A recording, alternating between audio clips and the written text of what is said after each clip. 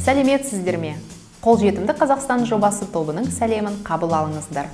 Қолжетімді Қазақстан бұл еліміздің барлық аймақтарында түрлі халық санаты үшін, оның ішінде балаларға арналған қоғамдық орындардың, мекемелердің және ғимараттардың қолжетімділігі мен қауіпсіздігін көрсететін виртуалды карта. Балалар аймағын бақылау балаларға арналған қолжетімділік пен қауіпсіздіктің негізі өлшем шарттары бойынша жүргізіледі.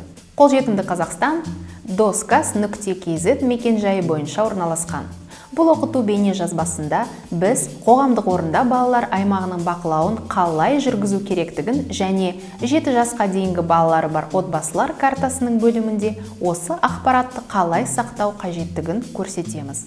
doskas.kz сайтында тіркелген соң сіз нысанды қосу амалын, содан кейін волонтерлерге арналған үлгі опциясын таңдайсыз. Содан соң нысанның сауалнамасын толтыруға кірісесіз. Сауалнаманың соңғы бөлімі 7 жасқа дейінгі балаларға арналған қызметтердің қолжетімділігі және қауіпсіздігі деп аталады. Қандай да бір жауапты қай кезде таңдайсыз? Егер бөлмеге кіре алмасаңыз, онда белгісіз жауабын таңдауыңыз керек. Егер басынан ақ мекеме балалар жасындағы келушілерге арналмаса, онда ескерілмеген жауабын таңдауыңыз керек. Егер бұл жерде балаларға арналған қызметтер болуы мүмкін, бірақ болмаған жағдайда жоқ жауабын таңдайсыз. Егер мекеме сауалнамада көрсетілген қызметтерді ұсынатын болса, сіз иә жауабын таңдайсыз. Сіздермен бірге бағдар жолды қайталап шығайық. doskas.kz сайты, тіркелу, нысанды қосу, волонтерлерге арналған үлгі. Қоғамдық тамақтану орны сауалнамасының бірінші блогына қош келдіңіздер. Бұл блогтың сұрақтары кафе, мейрамхана, кофехана, асхана мен басқа да орындарды бақылауына қатысты. Назар аударыңыз. Егер сіз сипаттайтын нысан қоғамдық тамақтану орны болмаса, онда осы блогтың сұрақтарына сіз ескерілмеген жауабын таңдайсыз. Бұл мекеме қоғамдық тамақтану саласына жатпайтындықтан мұндай қызметтер ескерілмегенін білдіреді. Егер мекеме қоғамдық тамақтану саласына жатса, онда иә, жоқ және белгісіз жауаптарын таңдауға болады. Көріп тұрғаныңыздай, сауалнаманың осы блогы 2 сұрақтан тұрады. Балалар мәзіріне бала үшін оңтайлы азық-түліктен әзірленген тамақтар мен сусындар жатады. Мәзірлер мекемеге байланысты әр түрлі болуы мүмкін. Мысалы, кофеханада балаларға сусындар мен коктейльдер ұсынылып, ал ыстық тамақтар болмауы мүмкін. Балалар орындығына қатысты мәселеде техникалық бөлшектерге назар аударған өте маңызды. Балалар орындығының 5 нүктелі белдігі осындай болады. Аяққа арналған шектеуіш осындай болады. Орындық 5 нүктелі қауіпсіздік белдігімен және аяққа арналған шектеуішпен жасақталған болса ғана сұраққа иә деп жауап бересіз. Себебі бұл элементтер құрылымның қауіпсіздігін қамтамасыз етеді. Егер орындық 3 нүктелі белдікпен және де оның аяққа арналған шектеуіші бар болса, сіз сұраққа иә деп жауап бере аласыз, бірақ міндетті түрде айырмашылығын үлгіде жазып көрсетіңіз. Егер орындықта шектеуіш болмаса, сіз жоқ деп жауап бересіз. Себебі мұндай орындық балаға қауіпсіз болып табылмайды. Егер орындық тек шектеуішпен немесе тек белдікпен ғана жасақталса да, сіз жоқ деп жауап бересіз. Осы блоктың сұрақтарын қайталайық. Балалар мәзірінің бар болуы. Ықтимал жауаптар. Қоғамдық тамақтану орындары үшін иә немесе жоқ жауаптары. Егер мекемеге кіру мүмкіндігі жоқ болса, белгісіз деген жауап беріледі. Егер мекеме қоғамдық тамақтану саласына жатпайтын болса, ескерілмеген жауабы беріледі. Балалар орындығы туралы сұрақ. Ықтимал жауаптар. Қоғамдық тамақтану орындары үшін иә немесе жоқ жауаптары. Орындық бар болған жағдайда техникалық сипаттамаларға назар аударыңыз. Егер мекеме қоғамдық тамақтану саласына жатпайтын болса, ескерілмеген жауабы беріледі, немесе белгісіз жауабы беріледі. Уақыт өткізу блогына көшейік. Бұл блокта көңіл көтеретін және ойын қызметтері туралы 3 сұраққа жауап беру қажет. Егер қызмет мекемеде көрсетілсе, иә деп жауап бересіз. Жоқ жауабы балаларға арналған тынығу шаралары, жоқ қоғамдық тамақтану мекемелері, қонақ үйлер мен ойын-сауық мекемелеріне арналған. Қалған жағдайларда мекеме түріне байланысты белгісіз немесе ескерілмеген деп жауап бересіз.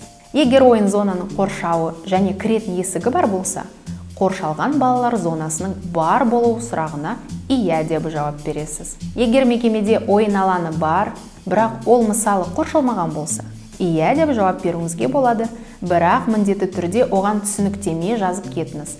Модератор сауалнаманың дұрыс толтырылуын тексереді. Ойыншықтардың, бояу кітапшасының, бояулар мен қарындаштардың бар болуына қатысты сұрақ. Көп жағдайда кішкентай келушілерге ойыншықтар немесе сурет салуға арналған жинақтар ұсынылады. Осы мекемеде сондай қызмет бар жоғын анықтаңыз. Егер осы мекемеде балаларға арналған шаралар, шеберлік класы, ойындар, ойын-сауық акциялар, кітап оқу, оның ішінде балалар кітапханасы, үстел үсті ойындары, сабақтар, аниматорлар қызмет өткізілсе, онда уақыт өткізу бағдарламалар туралы сұраққа иә деп жауап бересіз. Осы блоктың сұрақтарын қайталайық. Қоршалған балалар зонасының бар болуына қатысты сұрақ. Ойыншықтардың, бояу кітапшасының, бояулар мен қарындаштардың бар болуына қатысты сұрақ. Балаларға арналған уақыт өткізу бағдарламаға қатысты сұрақ. Осы блоктың барлық сұрақтарында иә және жоқ жауаптары қоғамдық тамақтану мекемелеріне, қонақ үйлерге және ойын-сауық орындарына арналған. Мекемелердің басқа түрлеріне ескерілмеген, сондай-ақ белгісіз жауаптары беріледі. Сауалнаманың қорытынды блогы қауіпсіздік пен инфрақұрылым. Бұл блоктың сұрақтары кішкентай келушілерге арналған, мекеменің қаншалықты қауіпсіз және қолжетімді екенін бағалауға көмектеседі. Бұл жерде 5 сұраққа жауап беру қажет. Назар аударыңыз, жүйе сізге автоматты түрде белгісіз жауап нұсқасын ұсынғанына қарамастан, бұл блокта ондай жауап нұсқасын таңдамауыңызды сұраймыз. Қолжетімді Қазақстан тобында біз әрбір қоғамдық нысан, барлық келушілер, оның ішінде балалар үшін қолжетімді әрі қауіпсіз болуы тиіс деп есептейміз. Сол себепті бұл ақпарат картадағы нысан сауалнамасында міндетті түрде көрініс тапқанын қалаймыз. Балаларды қарайтын қызметкерлердің болуына қатысты сұрақ. Егер мекемеде балалар ойын аймағында, ойын бөлмесінде, ойын-сауық орталығында, аттракциондарда және тағы басқа келушілерге қарайтын қызметкерлер болса, сұраққа иә деп жауап бересіз. Сонымен қатар, мекеме балаға қарайтын және күтуші қызметін ұсына алады. Егер мекемеде балаларға қарайтын қызметкер қызметінің болуы қарастырылса, бірақ ондай қызмет мекемеде жоқ болса, сіз жоқ деп жауап бересіз. Сантехникалық жабдықтың қолжетімділігі. Егер санторап бала көрсеткіштеріне сай келсе, иә деп жауап бересіз. Біріншіден, бұл жерде арнайы балалар орындығы немесе қол жуғышқа және унитазға жетуге арналған тіреуіш орындық болады. Екіншіден, жеке балалар унитазы немесе стандартты унитазға қоятын қаптама бар болады.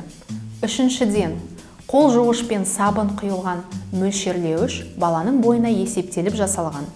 Немесе бала орындықтың үстінде тұрып, оларға оңай қол жеткізе алады. Төртіншіден, қол кептіргіш немесе қағаз орамалдары бар ұстауыш баланың бойына есептеліп жасалған. Немесе бала орындықтың үстінде тұрып, оларға оңай қол жеткізе алады. Егер аталған көрсеткіштердің біреуі жоқ болса, сіз жоқ деп жауап бересіз. Ескерілмеген жауабын бермеуді сұраймыз. Себебі, қоғамдық мекемелердің қолжетімділігі мен қауіпсіздігі әр баланың негізгі құқы болып табылады. Сондай-ақ белгісіз жауабын таңдамағаныңыз абзал. Жөргектеу үстелі мен баланы емізу аймағына қатысты сұрақ. Бұл ең кішкентай келушілерге арналған маңызды қызмет. Жөргектеу үстелі немесе жөргектеу станциясы жеке бөлмеде де, ортақ санторапта да орналасуы мүмкін. Сонымен қатар, үстел орнына жөргектеу беті бар балалар комоды орнатылуы мүмкін. Егер мекеменің ішінде бейнекамералар жұмыс істеп тұрса, онда бейнебақылаудың бар болуына қатысты сұраққа «Иә» деп жауап бересіз. Егер камералар жоқ болса, «Жоқ» деп жауап бересіз. Егер келушілер үшін мекеме ашық тұрған уақытта күзет жұмыс істесе, күзетшілердің бар болуына қатысты сұраққа «Иә» деп жауап бересіз. Егер мекемеде күзет жоқ болса, немесе күзет тек түнгі уақытта ғана жұмыс істесе, «Жоқ» деп жауап бересіз. Сондай-ақ, мекеме түріне байланысты бұл сұраққа ескерілмеген деп жауап беруге болады. Осы блоктың сұрақтарын қайталайық.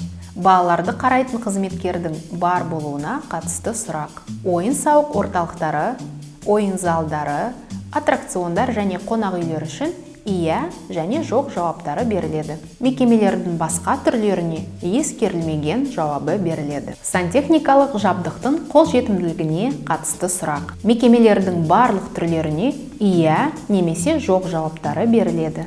Жөргектеу үстелі мен бала емізуге арналған аймаққа қатысты сұрақ. Балаларға арналған мекемелер үшін «Иә» немесе «Жоқ» жауаптары беріледі. Бейне бақылаудың бар болуына қатысты сұрақ. Мекемелердің барлық түрлеріне «Иә» немесе «Жоқ» жауаптары беріледі. Күзет қызметкерлері туралы сұрақ. Осы қызмет қарастырылған мекемелер үшін «Иә» жауабы беріледі. Осы қызмет қарастырылған, бірақ жоқ мекемелер үшін «Жоқ» жауабы беріледі. Ескерілмеген жауабы. Сонымен сауалнаманы толтыруды аяқтадыңыз. Енді сіз сауалнама сақталып, модератордың тексеруіне жіберілу үшін дайын батырмасын басуыңыз керек. Тексеріс сәтті болған жағдайда, сіздің сауалнамаңыз картада пайда болады. Осымен бітті, құттықтаймыз. Егер сұрақтарыңыз болса, біз қуана-қуана жауап береміз. Қолжетімді Қазақстан тобы осы әлемге қосқан үлесіңіз үшін сізге алғысын білдіреді.